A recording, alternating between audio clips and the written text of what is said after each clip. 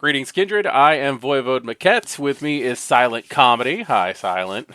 Hey, how's it going? And I'm doing great. This is. I have some amazing things to talk about today. Yeah. We are going to cover Clan Tremere on tapping the vein, which I'm super excited about that. But before we hit the warlocks, Uh-oh. we got to mention on Family Spotlight, which means you have to play Malkavian in Chicago.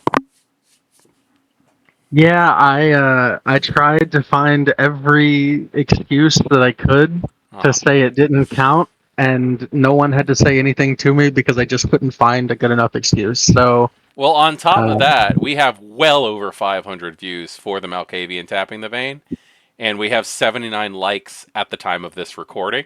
So I'm yeah, pretty sure we'd hit 100 likes before June anyway, or May. before May 1st anyway. Yep. So So, Silent, the character, is now canonically Malkavian. yeah, I'm excited. That's gonna be Uh, so much fun. yeah, I So have I have my shopping online shopping cart is full of Malkavian merch right now. So, yeah. Okay, so yeah, today we are talking about the Tremere, the Usurpers, the Warlocks, the Hermetics. They have a lot of fun nicknames.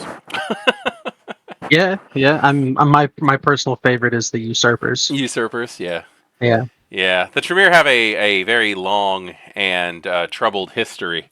Some people just actually don't even acknowledge the fact that they are, in fact, kindred, which they're not, in my opinion. They're vampires, but they are definitely not kindred. They are not created by Cain. that is Um, true. Yeah. so, what do you think the Tremere are? I don't know if you've ever seen it, and maybe we can put it up on the screen if you haven't. I'm happy to show it to you. But there's a Simpsons meme that about the Tremere that it's like, Oh yeah, yeah, you know, yeah, yeah, yeah, yeah, yeah. how dare they? They've made it to as of this day. They've made an enemy of the Tremere, like the Zamisi in the Tremere, and the Gangrel in the And the Tremere, and the Venture and the Tremere. Nosferatu, and the Ventru, And the Tremere and and the the Tremere. Tremere, and the Tremere. Damn Tremere, you ruined thaumaturgy. Yeah, exactly. That's the meme. So that's what I think of every time I hear about the Tremere. Yeah. I'm gonna be honest with you. Up until fifth edition, Uh-huh. I did not like the Tremere as a clan. Okay. Um, I think to this day I still don't fully comprehend the intricacies that were in their clan book. I've never read it, so I'm Okay. just gonna put that out there ahead of time. Um, but the introduction that I had to the Tremere when I first started playing BTM was the they utilized the people that I saw play Tremere utilized all of the things, all of the paths of thaumaturgy that made me go, "You're playing mage, not vampire." In my Mage is mind, so much more like, complicated than the Tremere. yeah, oh, I know, but like, I don't know if this makes any sense whatsoever, but like in my mind, I have kind of like a, I don't know, like I have this theme or like this concept or idea of what a vampire is. And my first introduction to the Tremere was that is not a vampire. Um, that problem or that kind of concept or idea that I have is also why I didn't like a lot about Requiem, Okay. because there were literally bloodlines who were like, yeah, we turn into mustard gas, and it's like, I'm sorry, you mean like a gas that's poisonous? No, actual mustard gas. We do not. I'm like, that's not a vampire.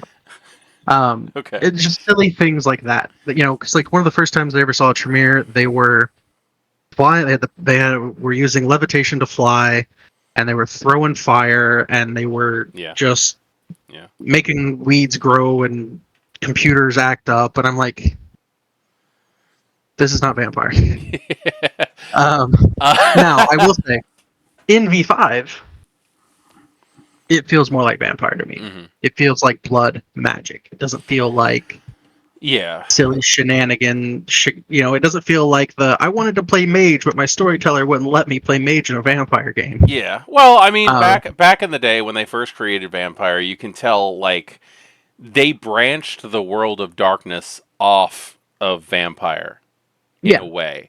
Like yeah, if you wanted to play mage in Vampire, you played Tremere. If you wanted to play Werewolf, you played Gangrel. If you wanted to play Wraith, you played Giovanni. Like Yep. all the clans are connected in some way to something. The Yeah. followers of Set were obviously Mummy. Like Yep. they had a background. So, I mean, I get it. I get where you're coming from, but like all of the clans kind of had that kind of thing. I like. I know that a lot of the like outside of the seven like main clans, which I guess the Tremere are technically considered among the seven. They were Um, because they're part of the seven pillar clans of the Camarilla. right. Yeah. So you have a lot of that in older editions. A lot of those like clans that kind of teeter on, or kind of skirt the edge of something else. Mm-hmm. That's not what I had the problem with. Okay. I guess what I'm trying. I guess to summarize what my issue was is the first time that I was introduced to Tremere, I was just introduced to a bunch of pointy hat wizards with with dietary restrictions, the mighty not Kevin. not blood sorcerers and blood Uh, sorcery, blood magicians, and that yeah. that I can say okay, I can see that in Vampire. Okay. But all of the other stuff, like they were using like the path of it was like the path of the green something, and The like they green were using path. like the green path, and they were using like the technomancy path, Yeah. and I'm like those don't feel like vampire things to Well, me. they Like really don't.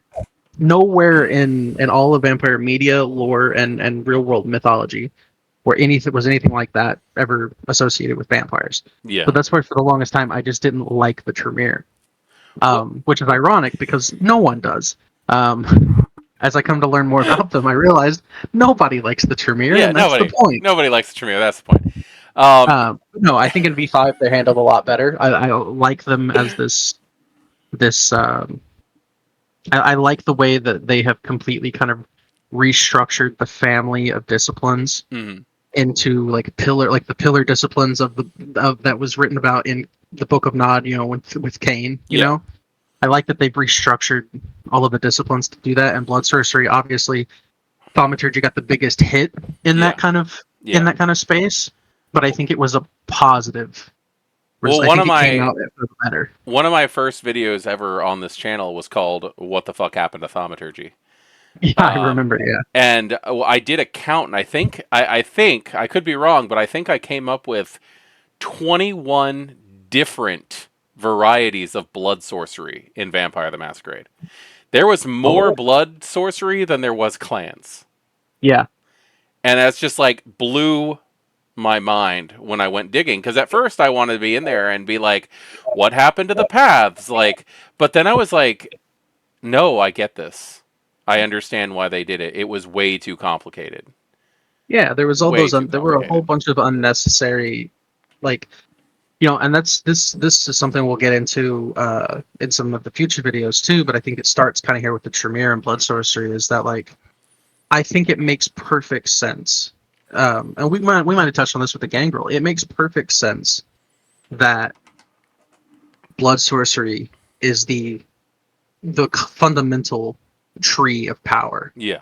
within the blood, and the name, like in my settings, the way I run it, like Tremere don't practice blood sorcery. The Tremere practice thaumaturgy, and it has its own kind of esoteric branch of practices and sigils and materials and stuff. Mm-hmm. The Banu Hakim practice quietus, Mm-hmm. right?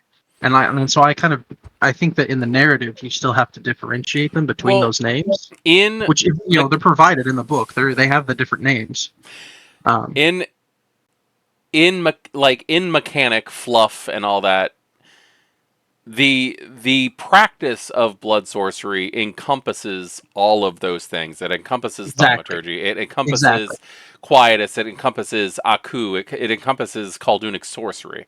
exactly. Um, Yeah, but it is the way they practice it.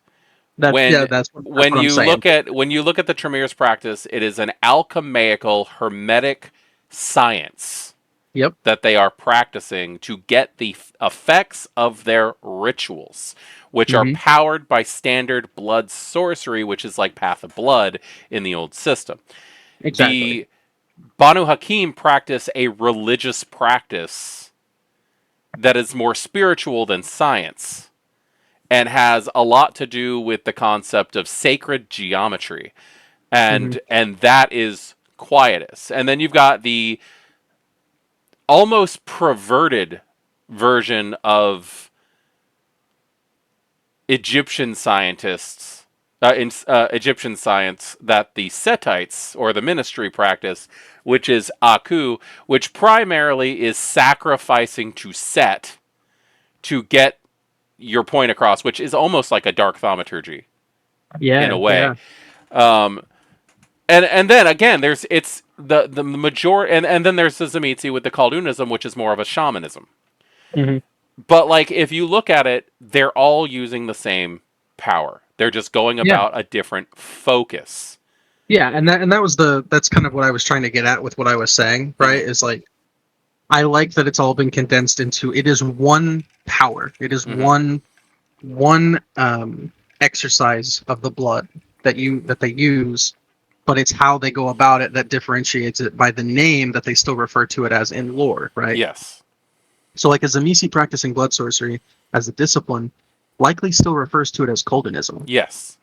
or And Koldunic if you sorcery. look at the blood sigils book, there is a full out written Yes. path of Khaldunism, which is Yep. a set of 5 rituals that you use while you're practicing blood sorcery. Yeah. I think that the way they've done that in V5 is just perfect. Yes. Um, I think the And it's a Tremere lot more probably approachable. it is a lot more approachable. It's a lot more digestible too. Mm. Like it's just a lot more like Yeah. that was one of the bigger things with me was like I just when I ran in V20 and older editions, I'm gonna be honest, I just didn't include Tremere. I'd maybe include one Tremere Yeah. who was there, who was more of a maybe like a higher official Yeah. who just kind of gave orders. Because I didn't want to have to go and study real world time and dedication to studying, Yeah. Tremere magic. I But think now it's a lot more digestible. I think I would have been a lot more happy with Tremere back in the day if I had, and again, this could be my personal experiences. I've worked with a lot of storytellers. Hmm. I've played under a lot of storytellers, and I've had a lot of players as a storyteller. And no one ever followed the rules when I played for how the Tremere were supposed to work. They never worried about the circles and the spheres and the areas of influence, the politics that made a Tremere.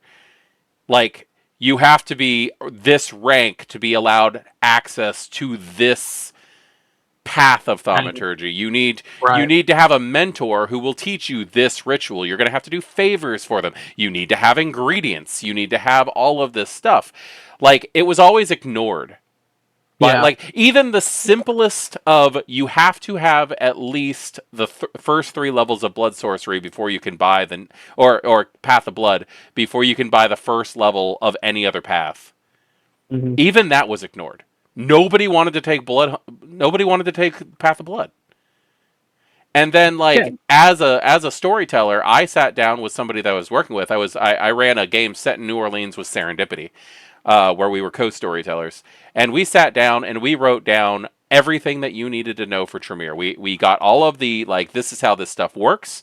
We also looked at all of the this is a V20. We went through the V20 stuff and went these are all the ingredients you need. This is the stuff you need to do. This is how this works. And then the players that we had, I think we had like 4 or 5 players playing Tremere in that game.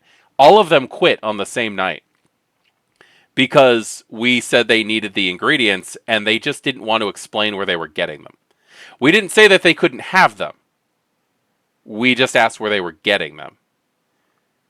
And Yeah. they See. were so mad that they couldn't just instantly do things. Yeah. And I'm like, dude, it's the ritual stuff. Like, you need the components. And they're like, well, we have them. And I'm like, that's cool. Where'd you get them? Yeah. And I'm like, I'm not even saying that you can't have them. Like, you don't have influences for it. Like, dude, tell me you bought it off eBay. I don't care. Just tell Right. me. Like, build the narrative. It's a storytelling game. And they got so mad and they all quit. Yeah. And I'm That's like, that's. okay, well, there's no Tremere in freaking New Orleans, looks like. I mean that tells me that they weren't in it for playing the Tremere. They were in it for blood magic. They were in Yeah. it for magic. Yeah, and that's Um, that's cool, but like there's a process. I'd say I think kind of I think I'm going to say this and then get on to my point shortly after. But like the Tremere got hit the hardest, I think, in V5. Narratively, yes. With narrative and mechanical changes. Yeah, Now, I think that is, for one, I think it was for a good cause. I think it was a good reason, and I think it was handled very gracefully in the narrative. It didn't feel abrupt, you know. well, Um, no, it was the but I mean, the if you're the if the you're attack on the playing, Tremere Chantry was hand fed to us for 30 years before it happened. yeah, I think that if you're playing like a standard, pyramid loyalist Tremere, you know, Which you can still you do. should, which you can still do, you should absolutely play into the politics of the clan. But like they are probably, a lot of people don't seem to acknowledge this, but the Tremere are probably the more political than the Ventru, Yeah, because every little, every ingredient, every little line of text, every scroll, every manuscript, every spell, every ritual, it's all something that you have to wheel and deal and trade and backstab to get. absolutely. Like like it's not just it. Like Tremere, the Tremere Chantry is so misrepresented, I think, in a lot of games where it's like Hogwarts. It's like, no, no, no, no, no, no, no, no. This is a rigid hierarchy of cutthroat ambition, like just ambitious people who are like, yes, we have the means of teaching you all of this incredible magic. Yeah. What are you gonna do so that you can claim your place in the class? Hmm.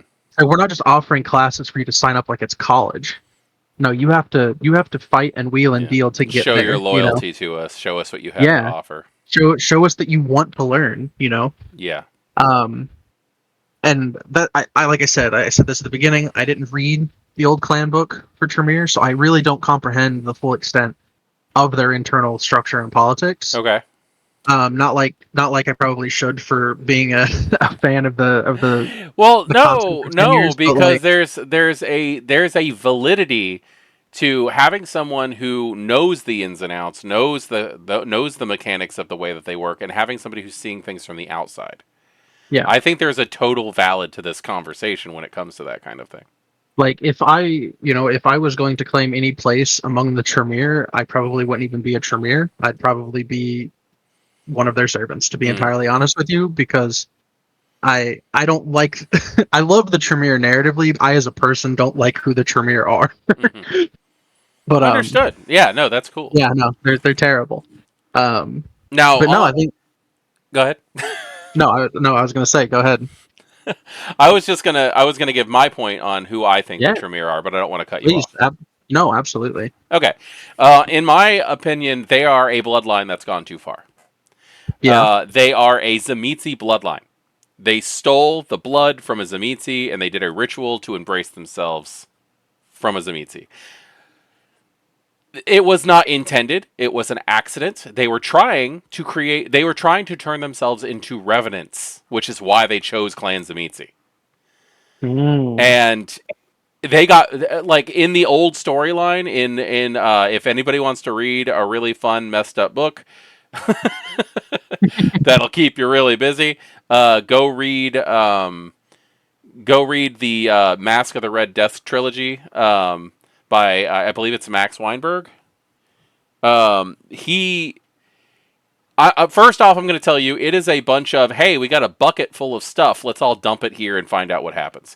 There is so much happening in this book, or in these three books, but it's so much fun. It's so much high fantasy that you should not ever have to worry about in a game. First off, but Right. it's so fun to read because it's just like, what nuke is going off next?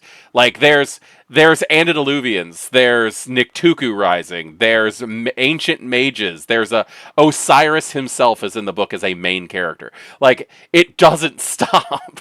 The two main characters that you follow for the most point are two fourth generation characters.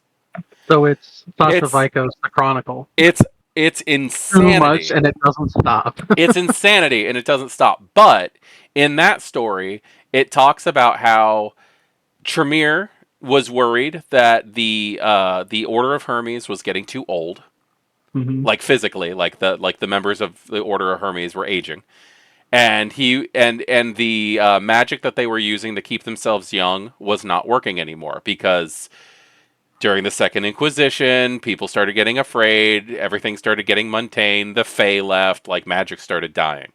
Hmm.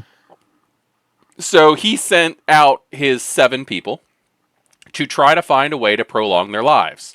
Gortrix, just the pinata of opportunity that he is.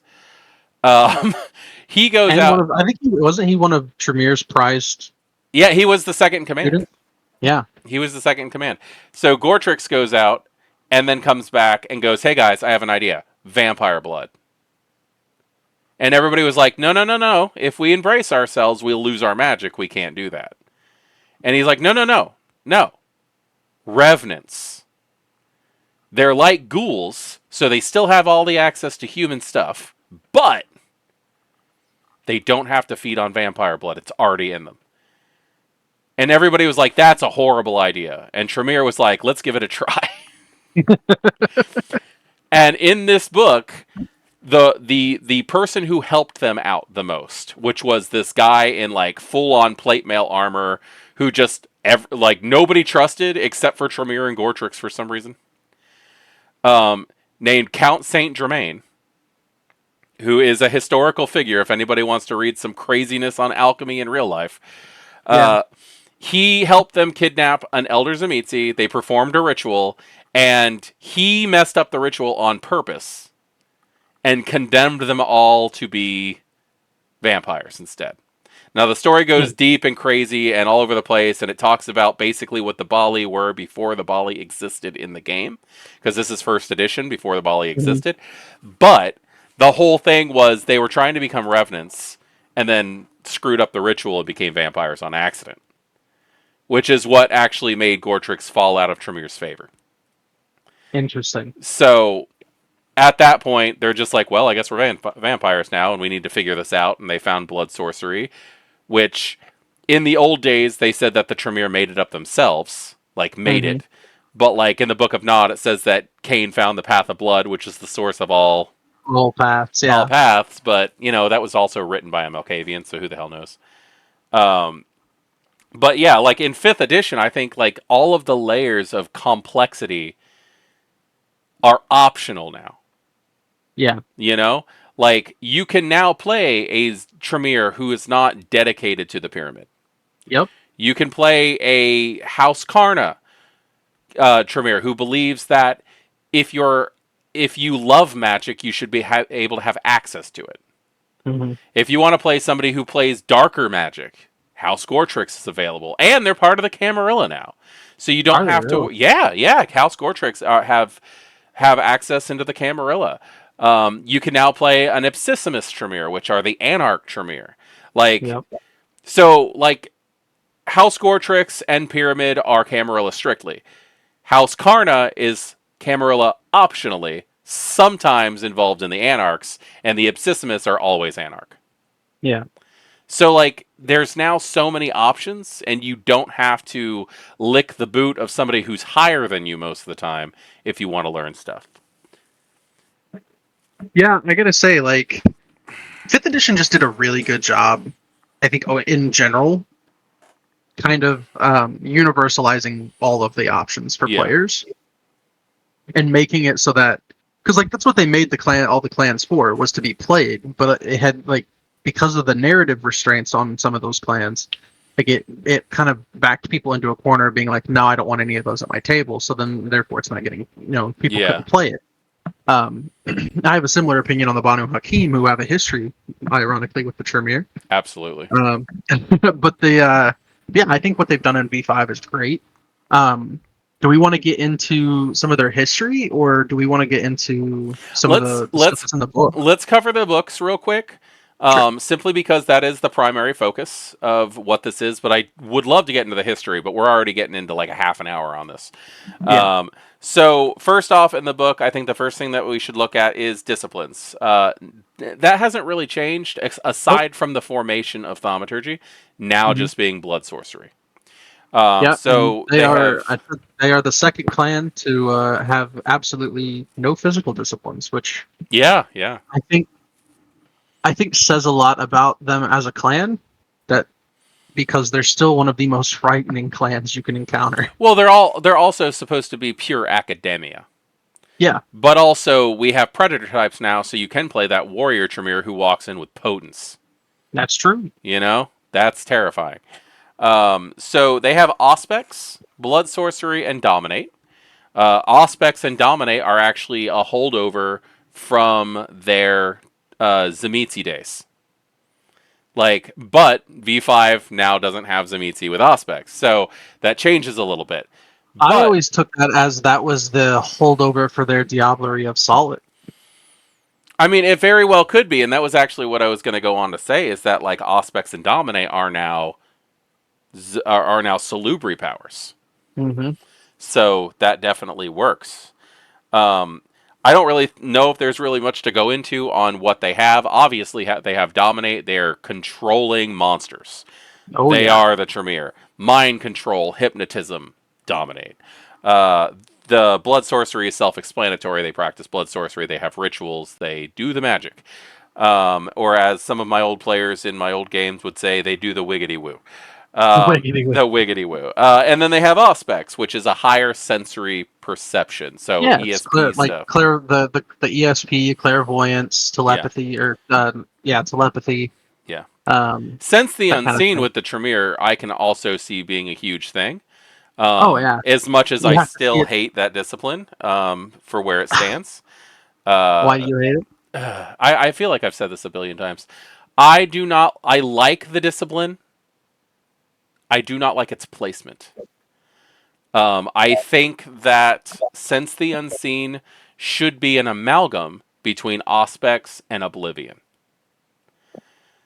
Interesting. making it so that the only clan who would naturally have access to it would be the Hikata.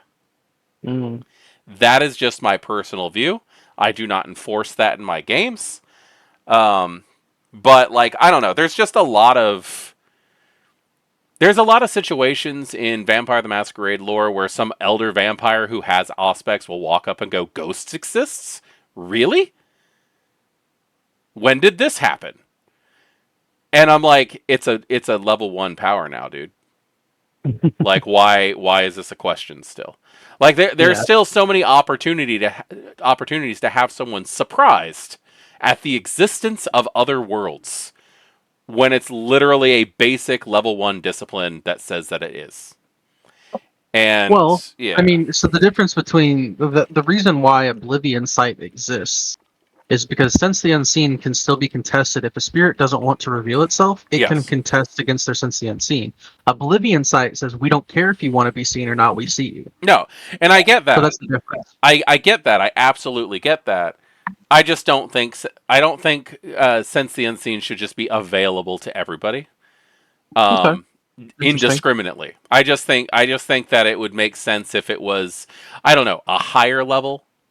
Or maybe That just doesn't make hmm? you could fix the problem because Auspex has always been able to see through obfuscate. So like you could just fix the problem by saying that it doesn't see ghosts. Yeah. Like it can't And see ghosts. Like, it really has nothing to do with this conversation. I've just that's just a yeah, personal no. thing. But anywho, So I think the disciplines for the Tremere though, spot on. It yeah. hasn't changed. Yeah, definitely. We don't really need it to change. I just think that blood sorcery is a hell of a lot more approachable Yeah, than thaumaturgy ever was. I really Um, want to play. I have talking about the disciplines is actually I think a good place to introduce this. Is like I have this concept for a Tremere that I've never done it, okay. but they're the librarian. Hmm. They have like maxed out like as high as dots of occult as you can afford to give them. They have an intimate understanding, like they have specialties in blood sorcery and thaumaturgy. Hmm. They understand the intricacies of all of the practices. They could tell you where to find the books on all of the paths. They probably have them memorized at this point, Okay. but they can't practice blood sorcery. They're just physically like they're inept at it. They can't Okay. do it, so they So just have somebody who dominate. gets it but just can't do it. Yeah, so like those who can't do teach, you know, So a squib. a squib. You're the first one who said Harry Potter stuff. Oh, yeah. You said that like you said the House to Hexy or the Chantry isn't Hogwarts. Hogwarts. Yeah. But like you're talking about playing somebody who should be able to practice, but for some reason they can't. Yeah. Okay. Yeah. I'm not really that big of a Harry Potter fan, but I'm not really anymore either because J.K. Rowling's turned out to be like a complete asshole of a human being. But and I'll 100% keep that in here because screw her. I don't care if her art is amazing. She's a horrible person. Uh, uh, the yeah, the whole concept of just an individual who should be able to but cannot. There used to be flaws for that, I think. oh really? Yeah, I do believe. Like, I know there was an inept flaw for skills, Hmm. but I feel like there was one that basically stopped you from being able to perform one of your clan disciplines. I don't remember for certain, but like I'm curious. Like in the pyramid, I know that person probably would never get very far because they can't do magic. But like I don't think I that's a feel like thing because especially in the modern knights, the Tremere are more interested in money and power and politics and blood sorcery really especially in the pyramid, blood sorcery is just a secondary consideration now. hmm. See, I still see it as their primary focus, but I mean I can see people who primarily focus on it, but with the Tremere being obsessed with power, yeah, magic does not have a place in everyday life. yeah. I mean, I think it says a lot about the Tremere that they came in 1,000 years, like 1,000 years ago, right? They Hmm. came in the Dark Ages, Yeah, it was like the 14 and or the 1200s. I think yeah, 1211. I think and the book The Long Night says that they came in 1211. yeah, they came in 1,000 years ago, so they're by far the youngest clan. Maybe the Giovanni technically, but Well, they're um, still Cappadocians. Whatever they want to say, they're still yeah, Cappadocians. but like they put in some legwork getting Oh, definitely. to go from They like kicked off the most. Omen Wars trying to become what they are. You know. Yeah, I mean, being going from basically caitiff. Hmm. I mean, they didn't have an antediluvian; they made Well, themselves. yeah, no, they were a disrespected, stolen bloodline of Clan Zamitzi, and they worked themselves up being considered a politically, at least, an important, Pillar. undisputed clan. As I say, a fun. Let's not play it off lightly. Let's acknowledge it. Let's acknowledge it for what it is. They are a fundamental clan, or were a fundamental Yeah. clan of the Camarilla. Well, Like, they became indispensable to Clan Venture primarily. yeah, I mean, well, they just became indispensable to the Camarilla entirely because no other clan had such a reliable and like stalwart structure as a Yeah. clan. They were like their rigid hierarchy was pivotal, and I think in especially through the sect wars of the '90s, Hmm. the Tremere were pivotal. But I remember reading in a book somewhere it was it was from the perspective of like a Sabbat character talking about trying to uh like all of the places that they try to hit when they raid a city, Hmm. and they're like, we just don't even waste time attacking chantries because there's no point. Like they're too hard to get into, and we lose too many soldiers trying to get in them to take out the targets. So we just blow things up around them Yeah. and leave them alone. Well, And yeah. I'm like, that's a If you lot. scare the Tremere enough, they're gonna lock themselves in their chantry. They're not gonna come out. Like, especially if you can make it so that the Tremere are disrespected by the Camarilla, because Yeah, you have to they're attack. petty You have to enough to attack allow the the Tremere. Camarilla to fall. Yeah, you have to attack the Tremere politically. You can't attack them head on with their Yeah. wards and other protective magics. Yeah. No, that's a prime example of why the Sabbat don't just go, hey, there's a city, let's attack. They Mhm. spend months, if not years, if not decades, infiltrating and like causing like minor unrests between people and like defacing the reputations of specific high members of the Camarilla. Like the Sabbat are smart, you know, and they're just not given the credit for that, in my opinion. But I'm sure we'll cover that at some point in time. Oh yeah, we have to have a sect, uh, like a video on the different sects at some Yeah, point when we do all this. absolutely. So moving on to the Banes. I love the Banes. Hmm. The Tremere have a really fun thing because, like, originally their Bane or their clan weakness back in the day was they all basically have to answer to the The pyramid, pyramid. Mhm. which again no one ever enforced Yeah. in any of the games that I did. So basically, the Tremere were walking around with not only the strongest powers, the most powers, because they could just jump around all over the place, throw fireballs, call down lightning, pull the blood out of your body, boil it, hand it back to you, make cartoon characters come to life, create elementals. Like, there's just so many. There's no end to the possibilities that the Tremere could do, and they had no repercussions for it. Yeah, I Um, mean that what you just described was my kind of introduction to the Tremere as well, mhm. and that's why I didn't like them for so long. But like, you have to include the politics Yeah. and the structure of the Or they're too Tremere because that's, powerful. They're too well, powerful if they're not. I mean, it's not even that they're too powerful. It's like you're not playing vampire at that point. Yeah. You're playing mage, or you're playing D&D. Like, vampire is a political horror, a personal horror game. I'm And not like, even on the boat saying that the Tremere are not vampires because they have magic, because like I'm not I'm in not I'm in not a saying lot that they're of not in Tremere a or that lot they're not of in a lot of Eastern Europe communities, the word vampire and the word witch are interchangeable. yeah. Like they mean effectively the same thing in certain cultures. So I don't care that they're like, I mean, as it is, I, what you I'm could trying to consider say any is of the that, disciplines as magic. yeah, what I'm trying to say though is that you have this it's about tone. It's the tone that you're setting in your story, right? Hmm. If you just have somebody casting fireball and lightning bolt all day like they're playing D&D, that's not you're not playing like you're not fitting the same tone that the Tremere were necessarily written with. Now, if that's how you want to play your games, by all means, have fun with it. Yeah. But like, in the lore, in the narrative, the Tremere are like, their form of personal horror is that rigid structure and the pyramid and Yeah. everything. Well, You it's had the you cult should have, mentality. yes, the cult mentality.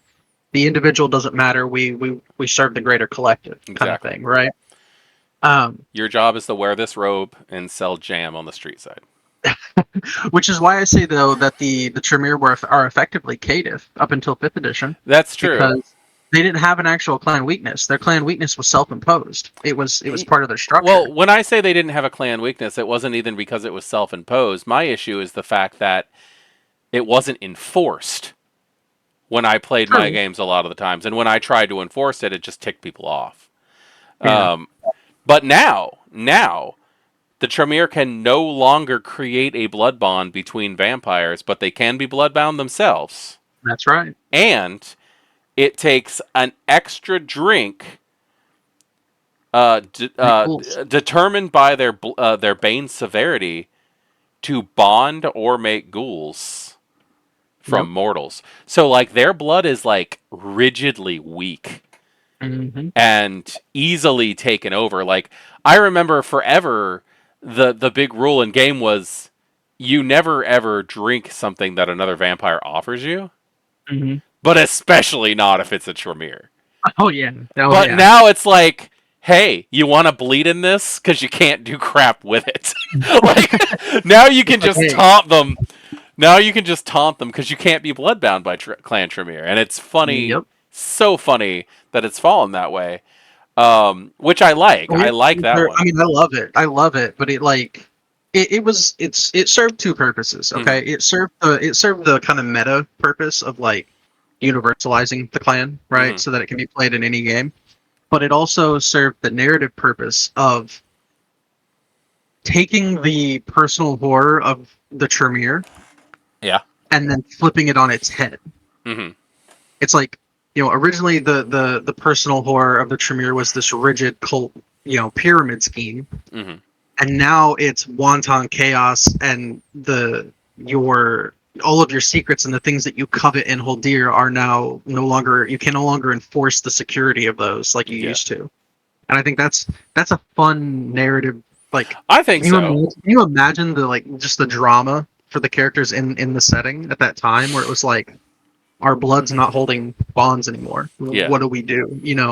and people are like, we're finally free. See you, sucker. And they're Yeah, just no, out of no. there leaving Imagine with your secrets. the horror on the regent's face who did not die in Vienna Hmm. when like 40, 50, 60% of their students just go, "Yeah, you've got nothing on us anymore. We're going to take our books and leave.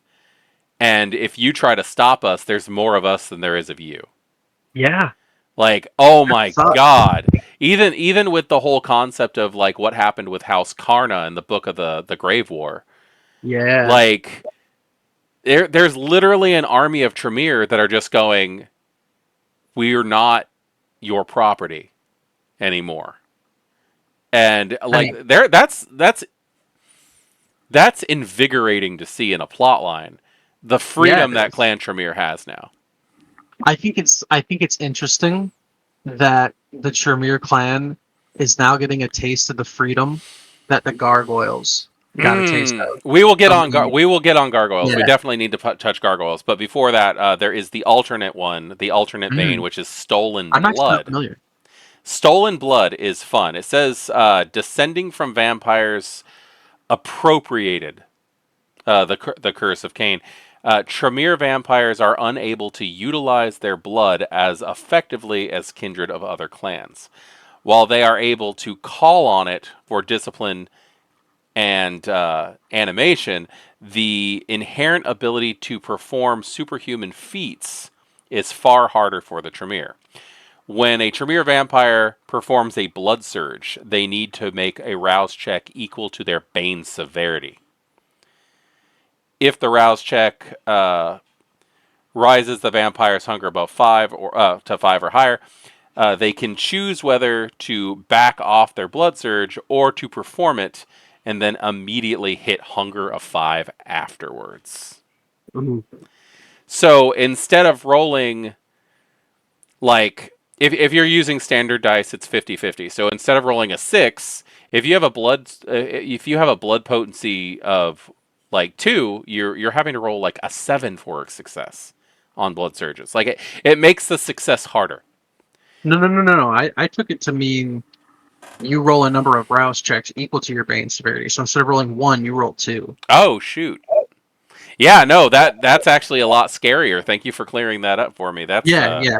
That's I believe that's the intended interpretation. imagine if you're one of those poor vampires that have a blood potency of like 3 or 4. Yeah, And you want a blood surge, so you have to roll 4 blood dice. Oh my god, that's exactly what that means. yeah. Ah, That's Jesus. that's a lot more brutal. That's a lot more brutal. Wow. Okay, yeah, no, that sucks. Oh my god. Okay, so yeah, what do you think of that? I like it. I mean, it's obviously a lot of the variant Banes are really brutal. Yeah. Um, Well, this is but for definitely games where the variant it's going to be more useful if you're working like it focuses on vampiric society and like mhm, interactions with mortals isn't something that happens. And if right. like blood bonding isn't something that really pops up in your game that much. Yeah, basically, like the way I interpret this Bane is like if you're going to be playing a vampire game and you want to play a Tremere, but like all of the Tremere kind of things aren't like really going to be a big focus for the story. Use this Bane instead, Yeah. pretty much. Um, That's terrifying, but yeah, that's fun. I mean, it also kind of lends some credence to is like why the Tremere are so reserved and shut in Hmm. because they can't go around being superhuman to the extent that others can without it taking a toll on them. Yeah, no, absolutely.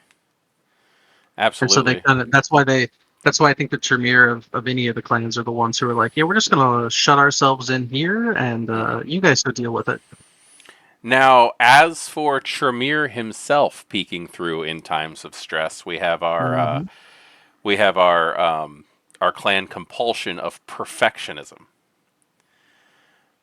Nothing but the best satisfies the vampire. That just sucks. It's until a vampire scores a critical win on a skill roll or the scene ends, the vampire labors under a 2 dice penalty to all dice pools. Reduce the penalty to one die for a repeated action, and remove it entirely for the second repeat. So like the idea that like it not only is that perfectionism, but if you look at the mechanics, it's like, okay, we're going to take away a die if you're doing it a second time. Okay, we're going to Mhm. take away another die if you're doing it the third time. So you're back to normal on the third time. That's OCD. Yeah. It's like not only are you just looking for perfection, but this is literally the I'm going to walk into this room and flick the lights off on and off 3 times. Like it's Oh wow. Yeah, I that didn't even think like of that. not only are you giving them the perfectionist, which is it's horrible. Like that is something that I used to suffer from massively, and then I realized that I just wasn't getting anything done. You Hmm. know, like nothing was happening if I needed it to be perfect. But like you're throwing OCD on top of that? Like that's so sad. Yeah, I But it mean, I did. also makes That's sense. fascinating. I really didn't. I really didn't interpret it like that. But I think that's a very fascinating interpretation. I always interpreted it as like perfectionism. Like you're not gonna stop until it's perfect, right? So you're just Yeah. gonna keep trying, and every time you try, you get a little closer to being okay with it. Yeah. But it's but keep in mind, it doesn't matter. You can do it 10 times in a scene. If you don't crit, like you're still technically suffering from that compulsion. Yeah. So if you switch to doing something else, if your character just gets frustrated and it's like, I'm done. Let me do something else that I can control better. You go to something Yeah, else. You but now still have you're that nice now feeling. you're hyper focused on that. Yeah. Like And so something has to go right. I can't tell you how many times that I've looked at somebody that I was like just working on something with and just turned to them and went, I just need one thing to happen as it's supposed to. Just to yeah. calm me down. Just to Hmm. let me understand that the world still has order. And with everything that's happened with the Tremere, I can definitely see perfectionism being that. Oh yeah. It's so narratively fitting for them. Like, in you do a good job of explaining compulsions, Yeah. like, examples. Like you do with the gangrel and the Malkavian, but I think that you're in the middle of a scene where it's like, you're all trying to solve something, trying to solve a Yeah. mystery or trying to solve like a problem that you've got.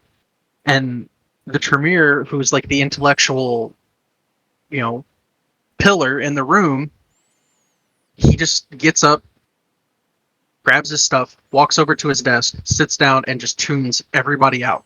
Hmm. And he just continues to write on this paper, and he's drawing. He's and just completely cuts everybody else off because all he can do is think about solving this one, whatever it is that that set off the compulsion that he was trying to figure out. Hmm. And he's not going to stop until he does it, until he gets it right, until he That's figures it that's out. a great that's a great example of things because it isn't like that you failed something, it's that you didn't do it well Good enough. enough. Yeah, Yeah, you got an A on that paper, but it's not an A plus. yeah. And You didn't get all the bonus points. you didn't get all the bonus points. You're a completionist. Hmm. And like I hate to throw you under the bus for this, but this is stuff that I've noticed that you do Oh, I'm on very bad about occasion this. where Yeah, like you'll tell me about something that happened or you'll show me something and I'm just like, wow, dude, that's freaking amazing. And you're just like, it's not good enough. it's not good enough. It's never good And enough. and How that's per Hold on. How perfect is it that the backdrop cover that I did for the Tremere yeah. Oh my is god, you were really good? complaining about that. I'm like, this thing's beautiful, man. Just like And then let and it then right be. before recording, I realized I didn't have the nicknames on it, and I'm like, I got to put the nicknames on there, and I had it for all the others. I didn't do it for the Tremere. I got to put it on there. Yeah. Yeah, and Yeah, you know that's what? funny. And you know what? I'm I pretty didn't sure even notice that. everybody would love it. Everybody would love it regardless of what you had done. But yeah, No you're just one going to beat else yourself would have up. noticed. No one else would have noticed, but I would have noticed, and that was the issue. Yeah. And that's It's that's like, really what this is. That's perfectionism. that is so It's funny that needing that success to actually happened on the Perfectionist plan, though. a the yeah, no, the way that it's laid out, I think it fits perfect for the Tremere and I'm happy with it. Yeah, I think the compulsion makes a lot of sense. Mhm. It's kind of a new thing. Like, compulsions are a new thing entirely, but like the perfectionism element is kind of new for the Tremere. Mhm. Like, it wasn't Yeah. perfectionist. I think perfectionist used to be like a nature, wasn't it? Yeah, back when they had Yeah. nature and demeanor in the games. And which, I mean, you see a lot of people play a perfectionist Tremere. Like True. it was pretty common. But I think it's interesting that they've assigned that compulsion to the Tremere. I think it's fitting, and I think it I makes think a lot of it's sense. massively fitting. I love it. Oh, absolutely, yeah. So we do have just to throw things out there. We do have three. Um, we do have three archetypes to Uh-huh. go over really quick if you're interested in doing that. And By all then means. I don't care if we go a little over the hour because we always do anyway. I would like to touch on the Tremere relationship with the gargoyles and where we think they might be going. Yeah, Um, but yeah, so we have the pagan nonconformist, which I love because I've played that. Like there was a house in Clan Tremere. Like if you like, I know you said that you didn't go into like the clan book and stuff like that for the yeah. No, Tremere and stuff. Tremere just wasn't one that caught my attention The back then. the Tremere used to have like a dozen houses like Oh, really? inside. Yeah, like you could choose what type of Tremere you were playing. You could play a pagan Tremere. You could play a hermetic Tremere. You could play a devil worshipping Tremere. Like there's like different ways you could go about things. But like the pagan Tremere was always hard because they were always the ones that were looked down on by the other Tremere. Yeah, the Now henchmen. it's like House Karna is like all Wiccans and stuff like that, and I love it. I love the Hmm. fact that it has opened that up to let people who actually are pagan in real life go, oh, so I can play the witch clan and actually have it fit my view of that? That's awesome. Like it's Yeah, opened up. So the pagan nonconformist says that other Kindred often style Tremere followers of Karna as New Agers, failing to understand the depth of magical exploration, feminine worship, and liberty these warlocks practice. Whether actually a former Wiccan or Satanist, a prior member of the Clan Tremere who has aligned with Karna's rebellion, or just someone who in life was downtrodden and longed for personal autonomy and authority over those who would hurt them. Something about this blood witch goes against the grain of the clan's traditions. They speak of change and excitedly pursue their dreams of forbidden magic. That is something that really fits the whole concept of the I grew up like in a pagan setting. hmm Like when I was very very young, I grew up in a Catholic household, which is what a lot of pagans say. But like what it seriously it is. But like when I hit like 11, 12 years old, I realized there were other options. And when you realize that there's a lot of options, even the people who love you really try to hold you back on that. right. And and this is just such a great archetype for those people who are maybe just getting into vampire and want to play something magical. Hmm. Maybe for those people who have unexpressed um, emotions about things that they have gone through themselves in the past. This heralds that, in my opinion, and I love to see this. Yeah, I mean, it doesn't even you don't even have to go about it from like a somebody who like it says here too. It doesn't have to be somebody who was Wiccan or pagan, Yeah, no, no, right? absolutely. It's somebody who just who longed for personal autonomy and Hmm. authority over the people that they allowed into their lives. This is you could have uh, an orphan, a sex worker. Hmm. There's so many Oh, there's so there's many so many ways to fit that in. a really interesting one would be Hmm. like the personal assistant, Yeah, like the political personal assistant. As I can somebody see who's, that. I'll tell you right now, I've worked as a personal assistant, and it sucks. It's not fun work. It's not fun Yeah, work at all. and Like, a lot of low level Tremeres are effectively just PAs. yeah, Like which is another ironic. you're an apprentice. You're going to the stores to pick up what I need. You are waiting Mhm. until this certain point in time to get the moon water that I need from this moon cycle. Like no, they are absolutely the PAs, And the younger ones. ironically, the person that I was a personal assistant for was a absolute perfectionist. So it sucked. Yeah, And yeah, so I mean, this can, like I said, doesn't like it says doesn't even have to be somebody from a religious one. So I mean, and I think that's a feeling that a lot of people relate to. Is just that feeling of having zero control over their own life. yeah. I mean, Well, I think that just kind of goes hand in hand with being a gamer. Also, you think like, so? yeah, Yeah, up until recently, we didn't tell anybody that we rolled dice for fun. yeah, that's true. Yeah, Like, I did not live through the times of like horrible just geek persecution. hmm Like, I didn't get involved in this stuff until we had people like freaking Vin Diesel playing D&D online. Like, but I went through different types of persecution over different things. right, So, like, where I did not experience it, I do have similar things that I can sympathize with.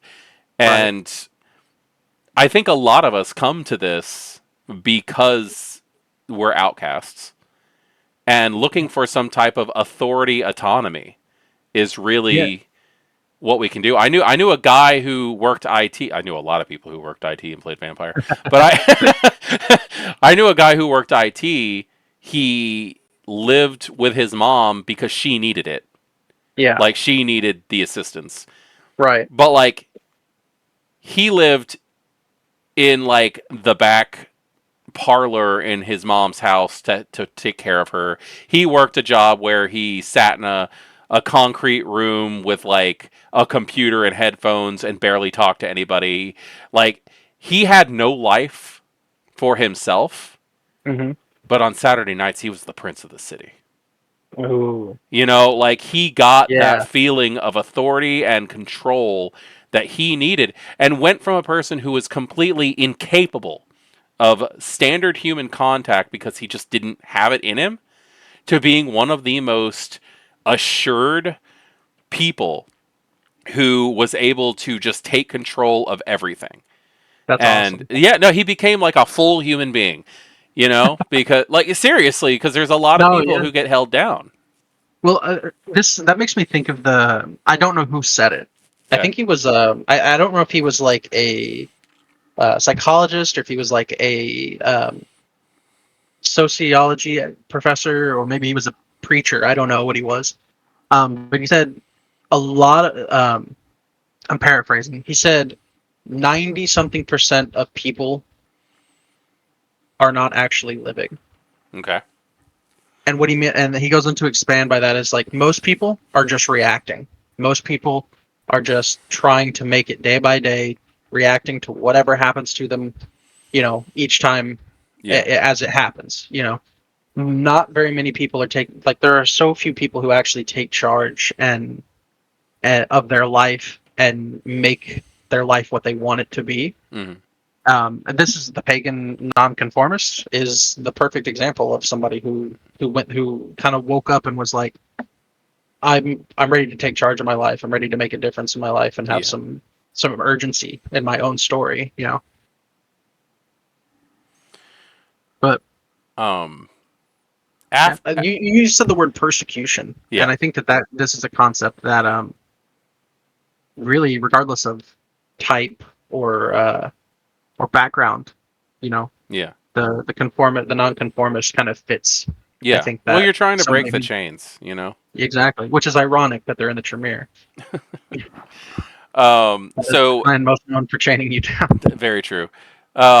After that, we have the ambitious outsider, the new willingness to embrace from outside the traditional ranks of academia and occultists brings forth an array of individuals with ideas for the clan and the practice of thaumaturgy. The ambitious outsider may be a white witch or a rebel destined for the anarchs. It is likely such a Tremere would struggle to gain respect in the clan, but with a lot to prove and the nominal support of House Karna, the ambitious outsider could go far. So the idea of breaking out. Like that right there talks about how like they're embracing outside of the standard norms to find new types of power. This Yeah. kind of goes hand in hand with what I was saying about the idea that they're not just embracing magicians anymore. Yeah. Like the one of the big things that pops into my head is we did a kind of a reshuffling plot line one time where the player that I have, Daviga, Hmm. who he played a Tremere for me named Dr. North for the longest time, and he was a regent. He was a high ranking, scary, old fashioned Tremere, and I gotta say his costuming was just fun. This guy, freaking Daviga goes all out when it comes to like dressing up in costume, and he's wearing these like long robes and has like rings on all of his fingers and these like full on just like he looked like a Tremere. That's Um, awesome. but when he met a regent in a city who the he didn't have some creepy house where he had a couple of apprentices. He was running a full on school on how to do things properly, but he was running it in the DMV because they had all of the power of the Department of Motor Vehicles in that city. Mm. They controlled the buses, they controlled the cabs, they controlled the stoplights, they controlled everything. And when he got in there, he was like, "But where's the magic?" And he's like, "Oh, we'll get to that. I'm showing you the important stuff now." And he was just floored. Like That's incredible. the fact that the Tremere had so much power over the city, but like almost no thaumaturgy active. And this was Hmm. before V5. This was we were doing V20 back then. Right. Um, and so we had access to all of the thaumaturgy. But like I was primarily focused on local politics and being able to bring the streets to a halt if need be. Like That just that's having access to traffic cams yeah. was just there was so much power but no power. And like you look at Dr. North Chantry and he had so much power but no power at the Right. same time. It was just a fun thing. I was trying to show him that it's not all about like throwing fireballs. Yeah. That's So, cool, man. That's I gotta admit, I'd never really considered it the Tremere to be like when you think about like controlling a city, you think about typically the Toreador, the Ventrue, mhm, But the exactly. Tremere, they I've always seen them as having like they have a lockdown on university, which if you think about it is See, honestly the true power because stereotypically, I've you're in. always put the Bruja in the university. I can see that too. It depend. I would say it depends on you have your public universities. I would say are Bruja, and your private universities. I would say are I Tremere. can see that. That makes a lot of Um, sense, especially with public. yeah, which would explain like well, there's a lot of political movements happening on in universities in our country right now. Yeah. And we kind of attributed that to like the Bruja are in power right now. Hmm. They're fighting for change, whereas like the Tremere kind of have this like lock and key on the Yeah. best and the brightest of humanity, True. and they because I mean this goes back to a conversation on like conspiracy kind of like government conspiracy stuff that I was having a conversation with someone the other day about, Uh. and it's just like what is somebody was mad because they didn't know how to they didn't understand how their taxes worked, right? Okay. And it was like, well, school didn't teach them that. School taught them to sit down for 8 hours a day and like follow orders, Yeah. I'm gonna keep my you know. opinions on our schooling system to myself.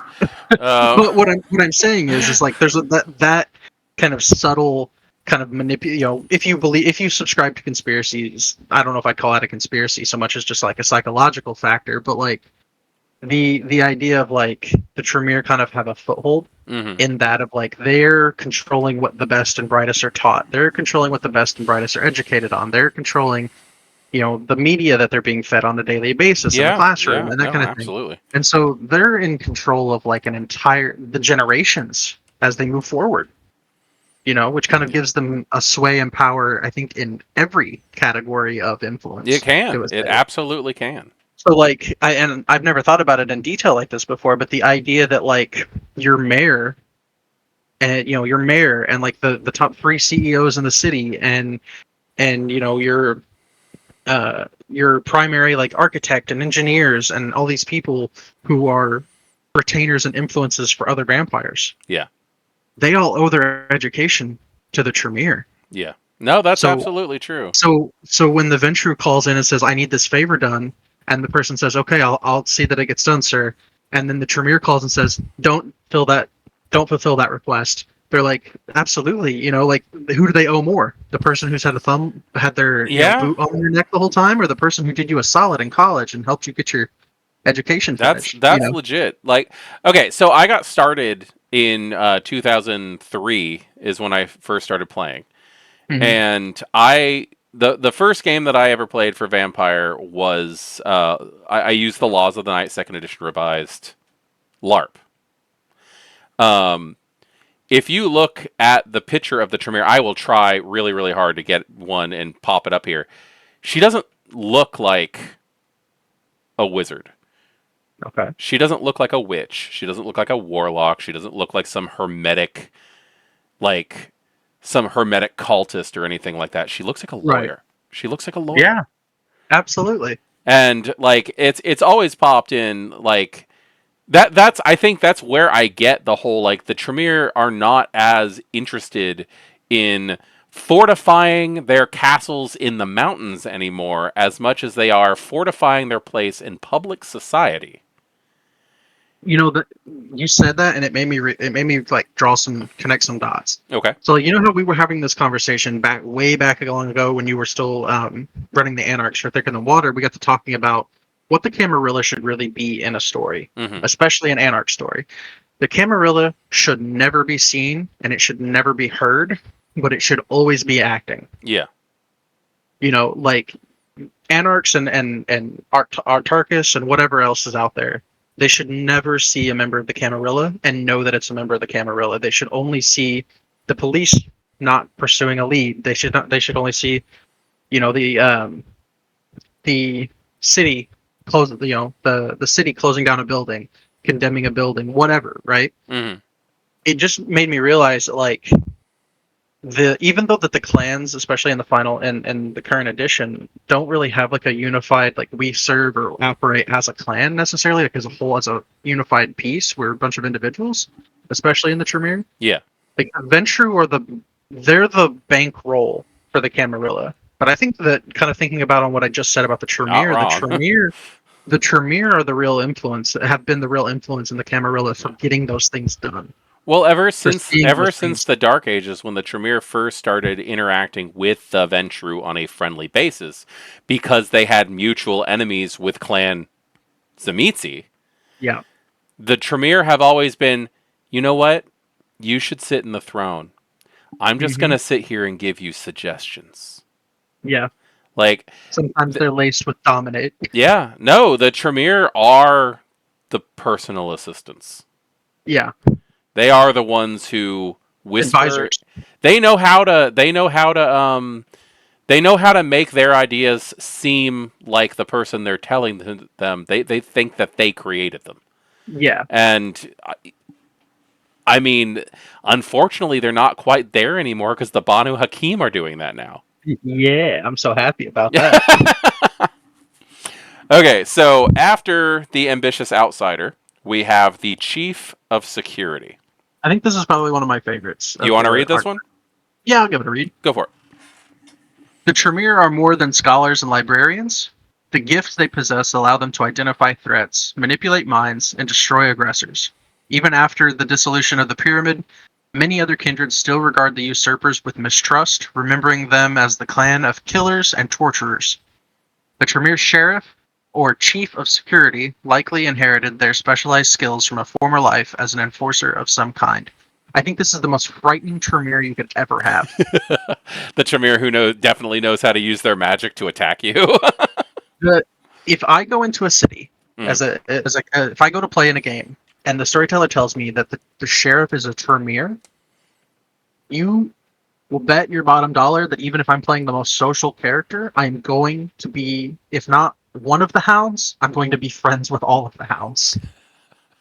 I don't want that coming down on me. Yeah, no, that's That is the most frightening thing that you could possibly tell me. if we look back at Black Sheep, I don't know if you did. You get through Black Mhm. Sheep? I did, yeah, I did. Um, Gore.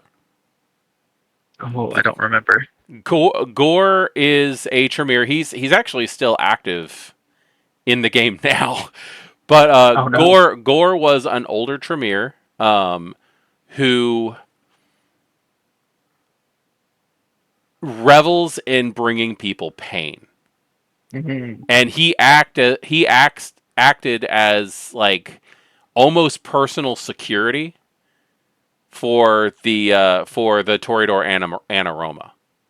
Oh, I do remember him. He Yes. would do anything that she told him to do because, duh, Harpy. Uh, But also because she was sadistic enough to let him just do what he be wanted. mean. Hmm. So, like, he really enjoyed just hurting people. And, This yeah, he was that kind of like chief of security. yeah, that this chief security concept. So there's a little tidbit. We did the Chronicle Dark Knights of Prague, Yes. which takes place in the Vampire the Masquerade Blood Hunt lore, setting. Um, and there's a little tidbit of information that seems to have just kind of filtered out since like their initial since like I want to say early access. The weapons in that game, the Scourge Blades. Yes. Okay, the reason that those Scourge Blades had a special like movement ability that you could use with them Mm-hmm. was because they were thaumaturgically created. Okay. The Scourge of Prague during the events of Blood Hunt, at least in the earliest release of the game. I don't remember if I don't know if they just didn't follow this through with anything or if they like retconned it or what. The Scourge was a Tremere Okay.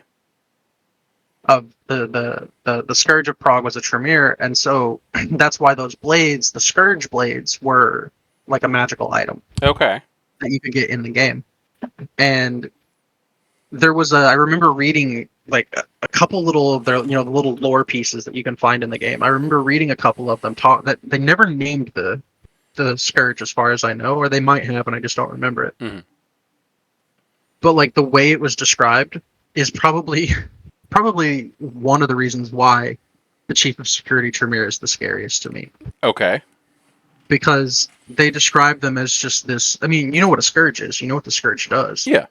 And then you have a Tremere who has no physical disciplines whatsoever. Like, when you think of like a Scourge or a Sheriff or a Hound, you think Bruja, Gangrel, Banu Hakim. Mm-hmm. Those are scary for their own reasons, right?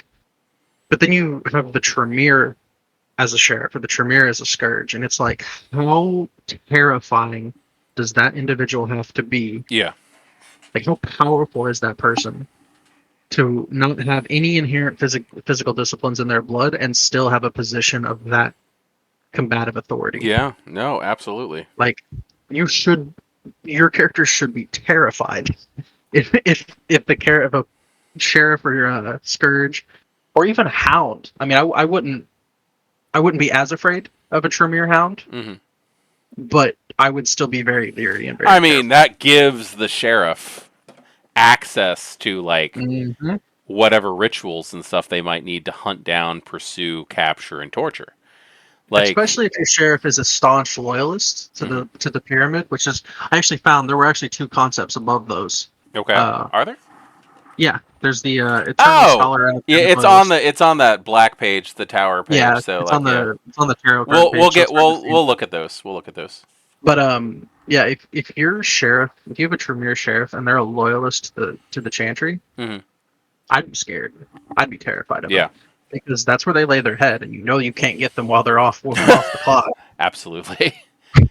So Okay, yeah. Thank you for pointing out that we missed those two. We are definitely going to cover those now. okay, There is the premier, the pyramid loyalist, which is until recently the pyramid hierarchy made the Tremere one of the most rigid clans. They still include a number of conservative loyalists, fiercely bound to the clan's original order by will, if not by blood. A pyramid loyalist might still adhere to the custom of responsibility between sire and child, uphold the ranks of tutelage of a formal chantry, and seek to rebuild the clan's prestige and notoriety. Some Pyramid loyalists wished to search Vienna for remains of their clan's informative trove or information trove, though Tremere elders have declared the domain out of bounds. So there are actually lore sheets for this, also There Tremere are, yes, loyalists there and are. stuff. Yep. So yeah, I mean, truthfully, I see these as high-ranking Tremere who just don't want to give up their power. I mean, that's pretty much what this is. Yeah, You know, or for because player characters are not considered to be the older members. You're kind of the younger, newer yeah, vampires. Um, Maybe you're an Ancilla who's just you've put in all the time yeah. and Oh my dedication. God, what do you mean the company's going over? I just got my 401k. Exactly, right? Like I just put in all of the time and effort that I had to. I'm not about to just give it all up because somebody else screwed up. Yeah, You know, um, this one I have a harder time seeing a neonate necessarily be a loyalist unless they're just like their sire obviously is a yeah. loyalist and they're just Well, now kind of being it brought up it into could the new pyramid. it could also be somebody who grew up in a cult-ish lifestyle That's true. and Yeah, are brought up in the Tremere, and this is just their comfort level. They yeah. need someone They're over. just There's so many people out there who just need a mentor. someone to tell them what to do. Yeah, and sometimes you don't have the abusive sire that the Tremere are like kind of stereotypically known for. Hmm. You know, you might have actually had somebody who treated you well. So, like, I really can't like. It might not be my personal experience, but like the pyramid loyalist is definitely something that could happen at all ages. But Yeah, I do agree with you. I think it's more likely that they're in Scylla. yeah. And then what's the last one here? The The Eternal last Scholar. one is the Eternal Scholar. Yeah, this Tremere was a dedicated researcher before their embrace, and death does nothing to stop them from their obsessive pursuit of knowledge.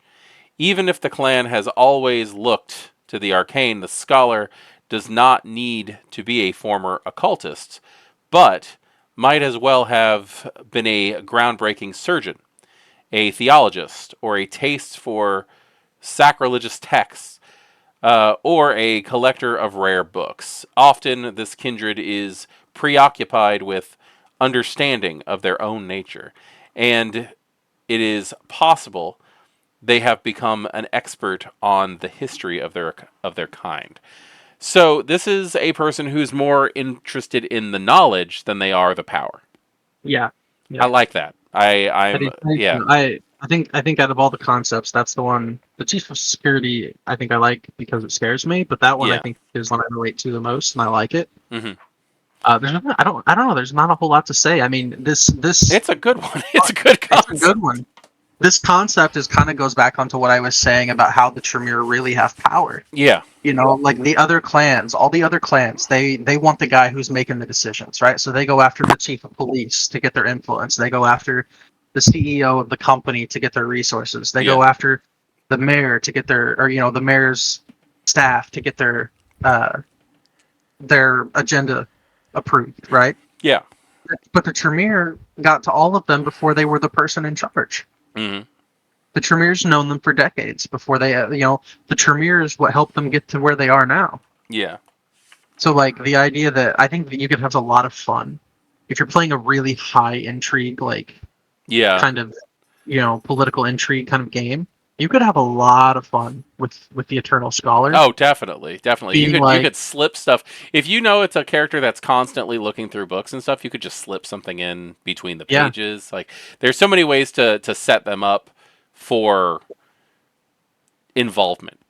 like, can you imagine the narrative just like whammy that the players would have if the Eternal Scholar's going through and you're playing in a high political intrigue game, Hmm. and the one thing that, like, you've got all these movers and shakers in the city, and the coterie is trying to find their way around to solve whatever their dilemma is, and the Eternal Scholars flipping through a library of one of the Tremere chantry, like one of the Tremere libraries, and happens to stumble across a yearbook from Yeah. the university, and in that yearbook is each of the people that are currently in power in the city. Very true. Like that's very very true. Like that would be awesome. One thing I don't know why I'm choosing to say this here, but it makes sense to me to bring it up because we're talking about the archetypes. Is a little bit of advice that I have for anybody who's trying to start a vampire game. Okay. And this works actually for any World of Darkness anything because like the werewolf game has archetypes for characters you can play. The hunter game has archetypes for characters you can play. If you want to build a city of NPCs but you're having a hard time trying to figure it out, just write a character for each of the archetypes that are supplied in the book. Yeah. Like there's your NPC list. You've got like 3-4 members of each clan. That's a city. That That's is great filled out. advice. Anyway, I wish I'd have heard that advice years ago, like something like that. That's good that's advice. something that I've always done when I was first getting started. Is I would go, oh, the clan book has like 5-6 archetypes for each character. I'm gonna go ahead and just write. That's my clan. Like that's like with my Toreador, I've got the socialite, I've got the hedonist, I've got the comic book writer, I've got the horror director, like I've got the cultist. Like there's Clan Toreador, all set in a nutshell. Let's see if they all get along, and they probably won't. But No, it's of course. it's at least a starting point for the players to fill in the gaps of what's needed in those social environments. Hmm. Yeah, that's just good advice, man. Like that is incredibly good advice. I want to write a whole new story now. I just want to sit down and write out a whole bunch of new characters and say they're all the cast. I will say just on that point, like when I'm storytelling, which I don't storytell anymore. I got pretty burnt out on it. But Yeah. like when I did, that's how. I mean, obviously I didn't use the archetypes in the book, but I did. I started building to build your city. First, I would kind of pick. Oh, well, actually, I didn't even pick where it was. I made my cast first. Yeah. And like if I needed to know where the city was going to be, like where the story was going to be located, to kind of help flesh out some of those members of my cast, like I would then pick it, right? But like the cast really is the core of a storyteller's like arsenal. Yeah. So that's just good advice, man. It works. So last thing I think that we need to cover is the involvement, the relationship, and the current standing of the gargoyles. Yeah, I love. Now, we could obviously do an episode on gargoyles, but they are not. Yeah, no, we definitely should, but that they don't really fit in the clans that we're covering right now because they're not accessible in V5. By book. There are plenty of amazing. Oh yeah, I actually just read a homebrews. really good Storyteller's Vault one today. It was really good. Yeah, but so for those of you who do not know, gargoyles exist in the world of darkness. They are not a separate entity. They are not just monsters. Like it's not like Disney's Gargoyles or anything like that, which I also suggest is just an amazing show. You should watch it. Yeah, that was lots of good. Darkness. Yeah, lots of good World of Darkness influence. You can feel it. Like if you want to write something, watch Gargoyles. It's great. It's political. It's amazing. But if the Gargoyles are a full-fledged clan at this point now of vampires that were created in the Dark Ages by the Tremere by kidnapping Tzimisce, Nosferatu, and Gangrel, who were in their areas, chopping them up, sewing them together, doing a whole ritual, and like basically creating these stone-fleshed vampire Frankensteins that are gargoyles. They fly. They blend in with their surroundings. They're pretty. They're chill pretty outside during the day as long as they don't move. Yeah, as long as they don't move, they do like the whole turn to stone thing. It's pretty cool. They do have, I think, their big clan weakness, aside from the fact that they are. They basically suffered from the repugnance of the Nosferatu or the bestialness of the Gangrel. Yeah, they're very inhuman in appearance. Yeah, but they are brutally mentally just their mental defenses have been destroyed by the Tremere. Well, they were all created in the Dark Ages, but they learned how to embrace. Yeah, and they are fully fledged vampires. They can embrace. The embrace is so traumatic for them that it causes amnesia most of the time. Yep. So they forget about who they were in life, which is one of the probably the big reasons why they're not playable in V5, because if you start off with amnesia from the embrace, you're probably not going to have touchstones. At least it's going to be difficult. Like, I could write it in like this person seems familiar, therefore you watch Yeah, them. yeah. That's fine. But like, I don't know. There's a lot of things to take in consideration. They had potence, fortitude, and a discipline called Visicatera or Visiceratica, is I've also heard it called. I've heard it. I've always pronounced it Viscerotica. I've always said Visicatera because it means changing of the earth, Yeah. and they literally have like stone skin and flesh of marble and chameleon skin. Like most of their disciplines from that had to do with their flesh, Yeah. which So, was a mix of gangrel and Tzimisce capabilities. well, and I want to touch on this too because we briefly discussed their like how the Tremere were nascent vampire babies in the Dark Yes. Ages at the height of a lot of the other clans like coming to power. Yes. Um, the Gargoyles played no small role in that No. whatsoever There would because not be they Tremere if had there were not gargoyles in the Dark Ages. exactly. So the Tremere made scouts so that they didn't have to leave their home. Mm-hmm. They made sentinels so that people couldn't attack their home. Yep. Made warriors so that they could participate in war Yep. and militant movements. Yep. Um, and so those three kind of castes of gargoyles all had like a little variation in their disciplines. I think a lot of the homebrew that I've seen for V5 Mm-hmm. make them all kind of unanimously settle on more of like the Well, scout discipline spread in using Protean and Fortitude and Obfuscate as their in-clan. in the Dark Age books, the characters, the gargoyles actually had Four disciplines. they had potence, fortitude, and flight marked as their Uh-huh. disciplines, and there were a number of gargoyle rituals that the Tremere performed on them to give them the abilities that they had that eventually developed into Visicatera. Okay. That like the original Dark Age books had like Tremere rituals that like gave them stone skin, let them blend in with things, gave them like kind of like earth meld, but it worked in Mhm. stone walls, and they could actually like Yeah. swim through the stone walls. Yeah. Like there was a lot of things, but they were all rituals. Um, Um, yeah. I have my own homebrew that I used for gargoyles when I was running. Okay. Um, it's pretty much the Viscera, Viscerotica, however you want to say it, highlights, right? Mhm. So there's Skin of the Chameleon and Blow Through the Mountain were the Yeah. big ones. They're just Protean and Fortitude amalgams, Yeah. and then That's how I would Flight do it. and Flight, and the one I saw today actually was very similar to the one I did. I originally did Flight as a amalgam of Protean and Potence. Okay. That's how I would do it. Yeah, because you need the potency to Right. be able to carry your heavy ass. Yeah. Um, Now, the one I saw today, and I would love to give credit to the creator, but I don't remember their name and I don't have it in front of me. Um, they made Flight a level 2 power of Protean that Mhm. required weight of the feather and wings as the prerequisites. And it Okay. was a flaw if your gargoyle, so like gargoyle started with wings, and it was a flaw you could take to not have wings, so therefore you couldn't take the flight power. Mhm. Um, That's clever. I like that. yeah, no, I have to say, I I really like the like idea that, of using light. and I love the idea of Skin of the Chameleon being Protean and Obfuscate. I have to say I can definitely see that.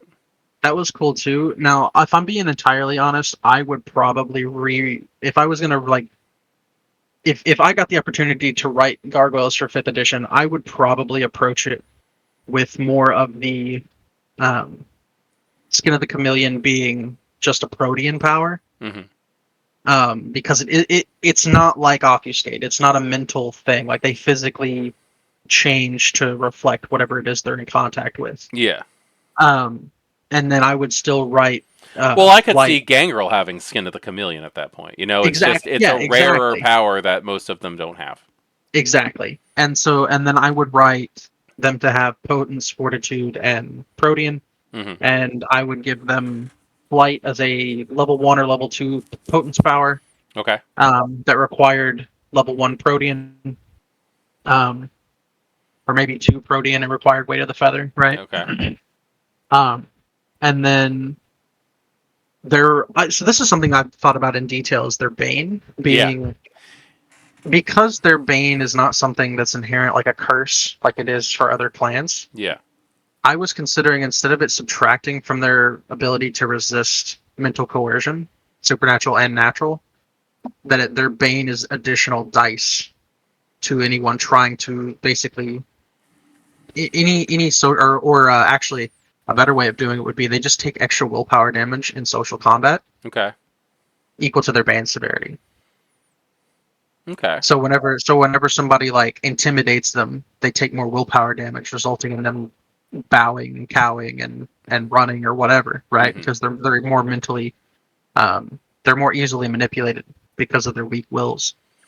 See, Um, I would give them personally as a Bane. I would give them effectively like what the Gangrel have, but it would be permanent. Like depending on your your depending on your Bane severity, you become more and more statuesque. I like that too. Like I actually really you like have that. horns, you have you like Yeah, you have you it becomes almost impossible over time for you to hide as a gargoyle. I You actually you like that a are a lot gargoyle. more. I would actually I would probably do that. I think that's a lot cooler. Now, I would say that the mental coercion thing would work as their compulsion.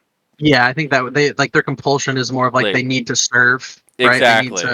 They need to they like it would be like You're two traits down in you're two traits down in not just doing what people want you to do for the yeah, scene. Like you yeah. have to serve. Yeah, it would be called like loyal servitude would be their Yeah. compulsion. They have to serve, and then their bane would be that they become more statuesque. Yeah. I did hear an interesting take on the gargoyles, and that they don't have to just be stone; that they could be metallic.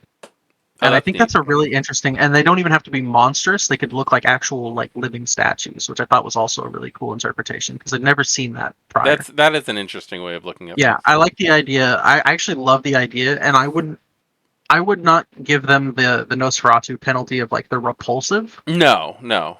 I would make it so that they suffer, their bane severity in hiding the fact that they look inhuman. They just look inhuman. They're obviously not I human. They don't are a master I don't creature. know if But they're hiding not is really necessarily ugly.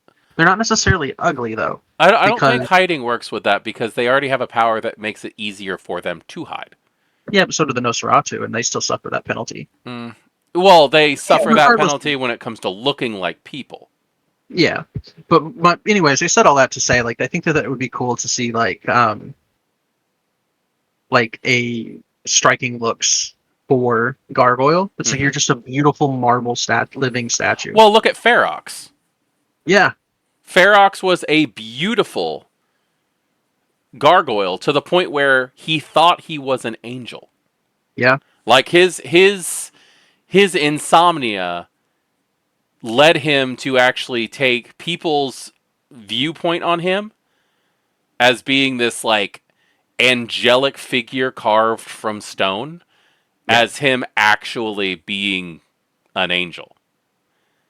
That's cool. I see. I love gargoyles so much. If there was ever a bloodline, like anything in the world of darkness that gives off like just the best bro, like golden retriever energy, it's the Oh gargoyle. my god, I do not think that they get I'm sorry, dude, but like I don't know. I love the gargoyles. They're like because when they You know what? find You know what? somebody, I'm they're gonna so different 180. than the Tremere. They're I'm so go- different than the Tremere. I'm gonna Like the Tremere, 180 on the the Tremere don't compulsion. have friends.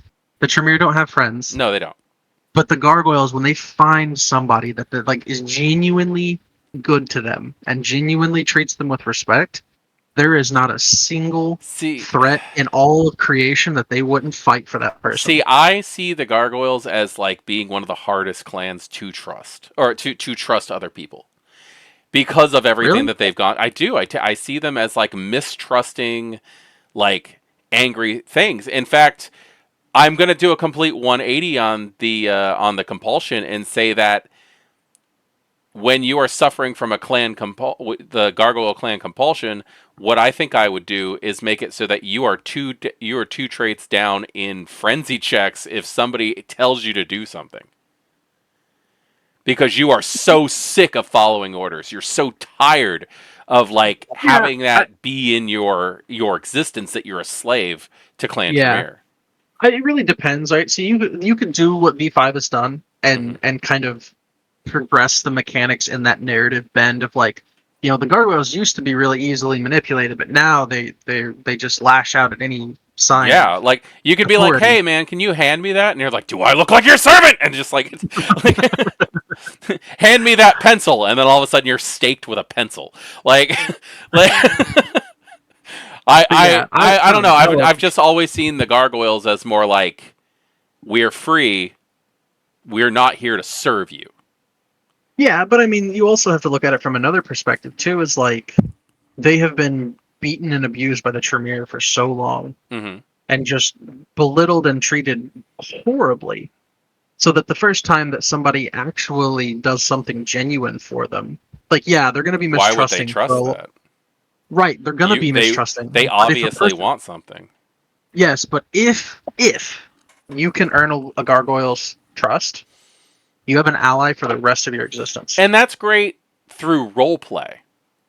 I agree. I'm not That saying that they I should all be don't. that way. Yeah, I don't think that should be the Like compulsion. the gargoyle in Bloodlines, Yeah, you the have to have the like, gargoyle and well, bloodlines. Hey, we you want to talk. You always want to talk. Smack. yeah, Like, yeah. You have to have, I think, like a 4 charisma and a 4 rhetoric in Bloodlines to even get the persuasion options to yeah. talk to the No, gargoyle to book it down. I have done everything that you can with that gargoyle, all of them, and even when he's ready to listen to you, he's still contemplating what in the room would kill you fastest. Oh yeah. So, yeah. Anyway, the gargoyles, like I said, they were created by Clan Tremere Hmm. to protect themselves from the Zemitzi and their Schlachta.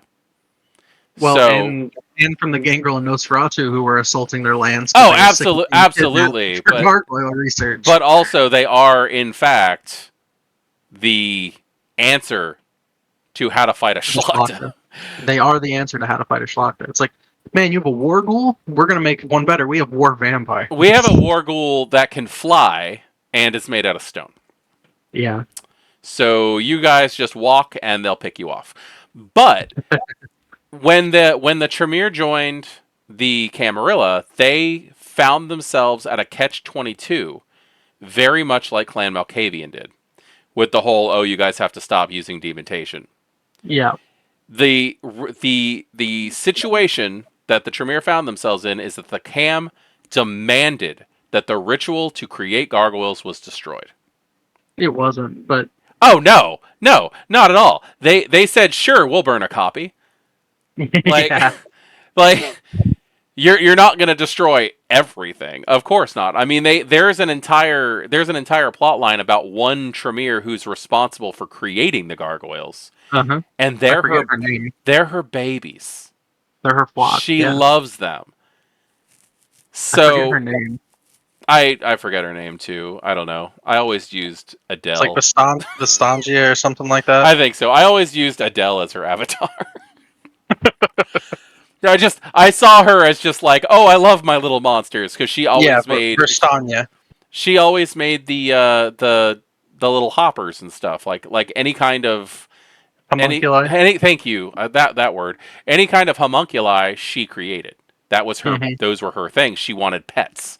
She wanted things to love, and her involvement and her like very strange abusive story that she went through is what brought about the gargoyles.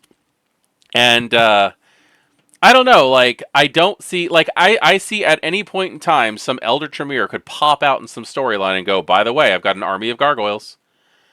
Like, even though the gargoyles themselves all escaped in the Dark Ages and disappeared, and then I think it was V20 that said, and the gargoyles joined the Camarilla. So, So yeah. I had a storyline, and I know this isn't not necessarily how this works in the lore, but it Mm-hmm. was a really impactful storyline. Mm-hmm. I had been playing a gangrel, and this gangrel made some enemies Uh huh. of a very powerful Tremere, the Okay. Regent to be precise.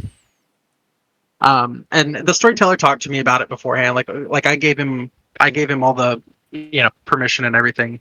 He's like, I have an idea, but it's gonna change your character forever. I'm like, are you cool with it? And I was like, yeah, that's fine. So basically, goes through this plot of getting turned into a gargoyle. Okay. Tremere, the regent of the city, took very special care to ensure that his memories stayed intact Okay. because he wanted to torture him. Okay. That was he wanted to basically ruin his immortal life. Okay. Um, so I didn't get to play the character for very long after he became a gargoyle. But man, did the Tremere get what he wanted because he was mad. Yeah. Like he hated vampires when he started that story, and he definitely hates Tremere even Yeah. more now. The Tremere just doing what the Tremere do and ruining everybody's time. Now there are like 3 different rituals to create a gargoyle. Yeah, there's some interesting ones that have some maybe There's not so. there's one where you user-friendly literally sew details. you literally sew different pieces of vampires together. There's one where you grow it in the womb of someone. Yep. There's one where you have to like literally give birth to it. Uh-huh. There's one where you have to pour the mixed blood of a vampire of a Ventru or a Ventru. You pour the mixed blood of Gangrel, Tzimisce, and Nosferatu over a statue, and it comes to life. Like That's interesting. there's so many different ways, and like for the longest time, I was like, yes, but what's the real one? After a while, I decided they're all real. They're all different ways of creating different types of gargoyles Yeah, that would there's have one for each varying of the different. effects. Yeah, there's one for each of the different casts. And then we have Eric from Vampire the Masquerade Redemption, the Gangrel. Okay. Have you ever played that game?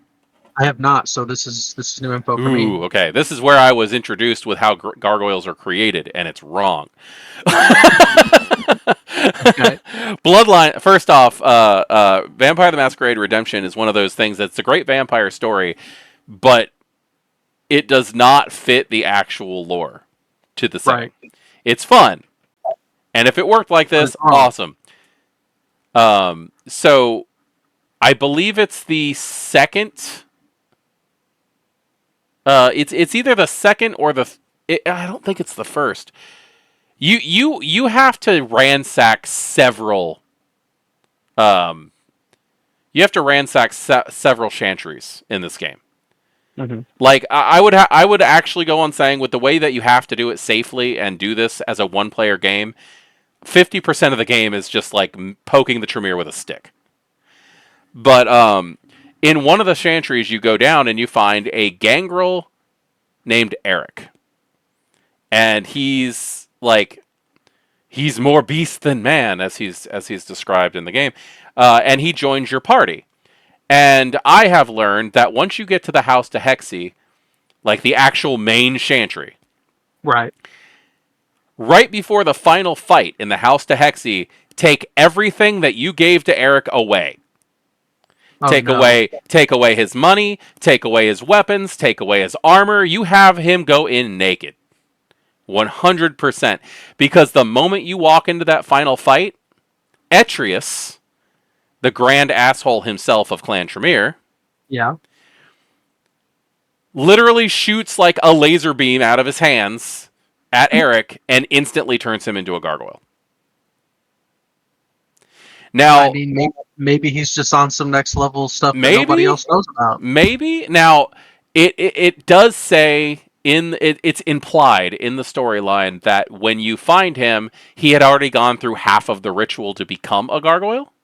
I see. But what this and Etrius just finishes the job, and anything that's on Eric is taken away from you. You've lost it all. So if you're playing the game, strip him down naked and then run it. But but the whole concept of I have a gangrel, and I'm gonna do some little fun ritual stuff to him, and then he becomes a gangrel, or he becomes a gargoyle, completely removes the concept of gangrel, or that gargoyles, I can't fucking say both names at the same time, that gargoyles are a mix of Gangrel, Nosferatu, and Tzimisce. And so I'm like, okay, so is it just the mutable blood that allows, like, whatever? Like, is the I, three different what, types of gargoyles built out of the three different types of clans that you do? Like, there was yeah, always so much so confusion. the scouts were Gangrel and Nosferatu. The Uh huh. Sentinels were Nosferatu and Zamisi, and the warriors were Gangrel and Zamisi. And I remember that. And the way that I always took it, it meant you need a Zamitzi and a Gangrel to create this one. Yeah. So yeah, Well, I'm not complaining. I'm not complaining at all about that because I know that nihilistic entertainment. I knew that nihilistic entertainment. They tweaked it to make sense for a video game, well, yeah. and it's fine. I'm still a little bitter about the story and what they actually did to the Zamitzi You're just Methuselah Viscerat. you're salty because they took away all your good loot the first time you had to go through the game. That's what you're I'm salty not. about. I'm not. I've warned everybody about that, and it doesn't really bother me that much because you can always go back to a previous save. But It's dumb. but like that is something where people who get their information from a video game for the first time will get misinformation on how it's done. You So know? I know, yeah. And when my storyteller ran this plot by me, like we talked about the details a Mm-hmm. little bit. Like we we off screened the ritual. Mm-hmm. Like I just didn't get to play the character for a while. Yeah. Um, and like some downtime took And place. that's understandable because you don't know if you're a blend of vampires at this point. Your character's Exactly. consciousness is what took over. Yeah. And but yeah, the processes that I've read for the creation that the Tremere used for the creation of the gargoyle, Mm. um, it's usually really grotesque and Oh horrible. yeah, no, it's really nasty. Like you think the Zamisi are bad. Like go read like second edition books on how the Tremere or how the Well, Tremere made the gargoyles, and like that's bad. have you ever seen any of the NPC sheets for like the official NPC sheets for Tremere from Dark Age games? I don't think so. Every single one of the NPCs is on Road of Sin. No way. Every Tremere is on. I can't remember if it was either Road of Sin or Road of the Devil, but either way, they're all like demonic worshipping monsters. That explains a lot. Now the clan has been watered down a bit until it got to the modern knights. So I was just reminded of something. Blood Sigils came out, and I feel Yes. like for the Tremere video we should mention it. However, when what made me think of this was I'm like I'm pretty sure I read something about gargoyles in the Tremere. In fifth edition, they did. They gave the gargoyles, and I say this with sadness to all of the people out there, Mm-hmm. my fellow gargoyle fans. They gave them the blood brother treatment. They're just a special type of ghoul. They've been denigrated down I to a special type of ghoul. personally, I I don't think like it. I think that that is a different type of gargoyle. You think so? I do not believe that that is actually the canon version of what gargoyles are. I think that is quote unquote gargoyles. You know, like I don't think that You it's the think same it's a thing. more modern? You think it's a modern practice of the I gargoyle do. creation? I don't think it's actually like I don't think that World of Darkness has retconned gargoyles to be that. No, I don't think they've retconned them either. I mean, they didn't really retcon the Blood Brothers either. They just Well, they just made they it so that they're not. It's they progress the story so that it's no longer a playable option for yeah. players. If it's cool, can I go ahead and read this? I've got it here in front of Yeah, me. go for it. Go for it. The word gargoyle can mean anything from a water spout statue on a cathedral to a hideous mass to a horrendous amalgam Tremere experiment from the Dark Ages. Mm-hmm. So there's our reference back to the actual gargoyles. These nights, it mostly refers to a ghoul, doubly enslaved by the blood bond and by a ritual binding them to a location. A blood bond with a specific knot in the veins of the earth. Zamisi gargoyle ghouls often sport flesh-worked wings, and even wingless gargoyle ghouls can often climb or leap around Yeah. their prison post with a preternatural parkour. Red workers may encounter gargoyles faithfully or resentfully guarding a Tremere chantry or magical archive or running occult errands for some other kindred. Yeah.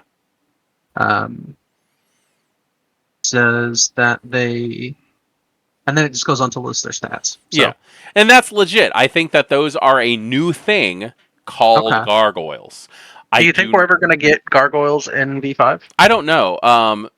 I can tell you one thing. I just got done. I just got done listening to. Unfortunately, I had to work like a real job. Makes me sad. Anyway, unfortunately, I had to work a Pour one like a out for the homie. yeah. I know, first world problems. I had to I had to actually go on a actual field job and be out away from my computer, and I missed Renegade Con, Hmm. which was an online thing. It's only like a half an hour long. I'll put the link in the description. It's actually was. I've got thoughts, but what they introduced was good. Okay. I was considering doing a response to it because I've got some not so friendly things to say, but about the production itself, not what they're bringing out. Oh, okay. But for the longest time, we're never going to see elders in V5. Yeah, We have an elder book coming out. It'll be here in August. that's so good. I'm We, so excited for that. we have the Vampire the Masquerade Gehenna War book, and it's going to focus on what's going on with the elders and how to run like combat and stuff like that in games to make it more cinematic. So yeah, I was gonna ask, is it gonna be like the Elder equivalent to the core book, or is I it gonna be have the Elder equivalent to the Sabbat book? I have no idea. Probably Yeah. it's most likely going to be a storyteller Cool. resource, but it will give us a good glimpse of what they're talking about with what elders are capable of with disciplines Okay. and the kind of power they actually wield in a situation such as the Gehenna War. So, regardless of what it is, what form it is, I'm excited to see it because it'll at least give me a starting point on doing my own thing anyway. Yeah, that's fair. As I've said before on multiple situations, I'm going to do what I want. What are you going to do? Take the book away? Like seriously, like they I have talked to enough of these people who produce these books who are like this is what it's supposed to be. And I've said, "Well, I'm going to do this." And they're like, well, "That would have been better anyway." So, they're all very supportive. Yeah. So, yeah, do what you want. They're going to do it's a game. You're meant to have fun with it. But I'm excited to see that book. So, with that coming out, I really have like in a year or two, we could very well see a Bloodlines book that has gargoyles and Bali and Daughters of Cacophony and True stuff like Bruja. that. True Bruja. That's the only clan from the Telmay we're missing right now is the True Bruja. So True. like, there's no reason why it might pop up at some point in the past or in the Yeah. future. In the past, In the past. time travel's involved. Sorry, I was talking about True Bruja. Happens. It Um, happens. That tends to happen whenever I'm around. Now we are truly approaching 2 hours, which I'm not upset about because this video ended up covering technically two clans. Yeah, I was With gonna the say we technically talked about we two. we talked about gargoyles for a little while, but we should probably wind it down. We covered everything that I wanted to cover that's in the books. Hmm. We covered our personal opinions. So let's hop into some self promotion. What do you got for us today, Silent? I am Silent Comedy. You can find me over in the Our World of Darkness Discord. I am an administrator there. I'm also the kind of self-appointed community manager, I think, at this point. Pretty much. Yeah, you guys can come hang out with us in the Discord. Come participate in conversations. This week we're talking about the Tremere. As we kind of follow through the Tapping the Bane series, we have weekly discussions. Hmm. Also, I am a concept and character designer and consultant. You can request my involvement in a character creation, and you can do that by just reaching out to me on Discord. He, That's he really just where I am. he just wants to talk vampire with people. I do. I feel like I have a lot of good You do. You have a lot of really concepts good and ideas ideas. that flesh things out. And I love just working on characters and like helping people flesh those out. So, if you're struggling with a character or you want not so professional, but kind of professional advice, because I do a lot of character writing and things like that for other Mm-hmm. people. Um, Message me on Discord. Like I said, that's where I'm at all the time. Other than that, you can find me in the Dark Knights of Prague Chronicle, ran by Mekhet. I play Emil, the sassy Toreador. Um, and yeah, I think. Oh, and I'll be at Darkness Emergent coming in Yes. June, where I will be Yes. playing Silent, the now canonically Malkavian. Yes. Y'all Makes made me me. so You happy. guys all made me acknowledge the truth. So, yep, I will be playing. I will be playing Awesome. there. I will also be playing at Mekhet's table on Friday and Saturday for both the Camarilla and the Anarch game. The I don't know if we want to talk characters for those yet, but I have some good stuff in the works for those. Mm-hmm. So I'm excited. Me too. I'm excited. I'm stupid excited for Darkness Emergent. It's gonna be a lot of fun. It is gonna be a lot of fun. Yep, a Zamisi, a Malkavian, a Gangrel, and potentially a Tremere, all riding together to one Elysium. Potentially an Nosferatu, not a Tremere. Oh, I'm sorry, I said the wrong thing. Yeah, it's okay. There's no Tremere getting in my car. Yeah, no. And, I mean, this because I'm playing a Malkavian, There's not a. makes me think of the V20 clan opinions. Mm-hmm. And the Malkavian of the Tremere is if you just wipe the shiny letter off their forehead, their powers go away. Which is a callback to the Yeah, anti-tribute. that's nice. That's Yeah. nice. That's fun. Oh But my yep, I think god. that's pretty much it this week. I mean, I feel like things are just kind of going well. We have a good momentum moving forward in the community. Yeah, I think so too. It's this has been a highly well received addition to our world I of darkness. I have been thoroughly pleased and surprised with how well this segment is being received by the community. Mm-hmm. But yeah, come hang out with us in the Discord. I think this week the community conversations are going to be what is the ever present. What is your favorite thing about the clan? Yeah, Obviously for Tremere. But I also, what is your favorite little obscurity about the there Tremere? are Because so many. there are so many little obscurities and little things that just fall through the cracks between editions. Mm-hmm. And the Tremere, I think, have the most out of any other clan. So come join us in the Discord. Drop that in there at me with your response. Yep. And I look forward to having a conversation with everybody. Very cool. Very cool. I am voivodemekhet. I host this channel, Our World of Darkness, and I have been playing for a very very long time. Storytelling longer, actually, at this point. But yeah, I'm going to be at Darkness Emergent June 6th through 9th, and I'm going to go ahead and just let you guys know that as of the recording of this video, there are only 3 seats at my table left for the Saturday game. It is filling up really, really quick. The Camarilla game on Friday is already full. Um, and just to add a little bit of extra on top of this, I want to let everybody know that June 5th is my birthday. So I'm seeing this as a big birthday celebration for me. Hey. So, not that I'm guilt tripping you guys into showing up and saying hi to me, but He's not, but I am. uh, Show up and say hi. I'm completely ecstatic because this will be my first time to Chicago. I cannot wait to meet our special guests, Jason Carl and B. Dave Walters. This is going to be a highlight for me. I I was so excited to meet everybody, and especially Cynthia Marie in San Antonio, that like now I get to meet 2 people from LA by night that I've been like following. Like, God, that sounds stalkerish. Yeah, a little bit. I follow on social media. Your There couch you go. looks nice, B Dave. Anyway, Not crazy what you do with the drapes, though. yeah, not crazy. No, no.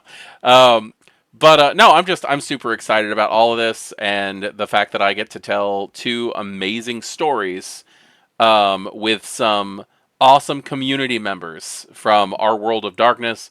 And I get this will be the first time that Silent and I have actually sat at the same table and played a game before.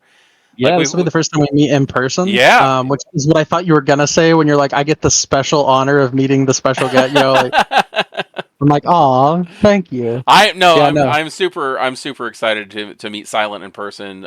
We've played games a few times over Discord, Yep. but it's just a voice coming out of my headphones, and it's going to be so great to actually like meet a really good friend in person at a massive event that we're both excited to be about. And it's my first LARP. It's your first. Oh, it's Yep. gonna be nice. Let's try to not Baby, die. babies for yeah, no joke. Let's try not to die. I'm sorry you're gonna be walking in with a guy who's got like Seven pushing hundred something. pushing 700 masquerade violations. Yeah, it's okay. Whoops. I'm walking in as unknowingly a Malkavian who thinks he's a caitiff into Kevin Jackson's court with the guy with almost 700 masquerade breaches. I'm sure it'll be fine. You know what? My 700 masquerade breaches are condoned by Lucinda herself. So Yeah, there you go. You've got Justicar I've support, got which means I've I have got Justicar support since I've been helping you. I've got cam status. I'm walking into Chicago as a resourceful member of this Of the sect that I Camarilla. don't actually consider myself a member of. So I, I promise you that I will not tell Kevin Jackson that. I can't talk about the other me's though. They haven't decided. awesome. All right. So I think that is it. We've done our self promo. We've talked about Clan Tremere today, and a little bit about the Gargoyles. And next tapping the vein, we're going to be going into Clan Ventru, the Blue Yes. Bloods. Looking Clan of forward to that. Kings. So on that, I think we are finished, and I cannot wait for the next episode to have this fun conversation because I love the Yeah, Ventru. I do too.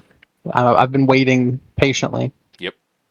All right. Well, thank you for having me, man. I again always love doing Yeah. this.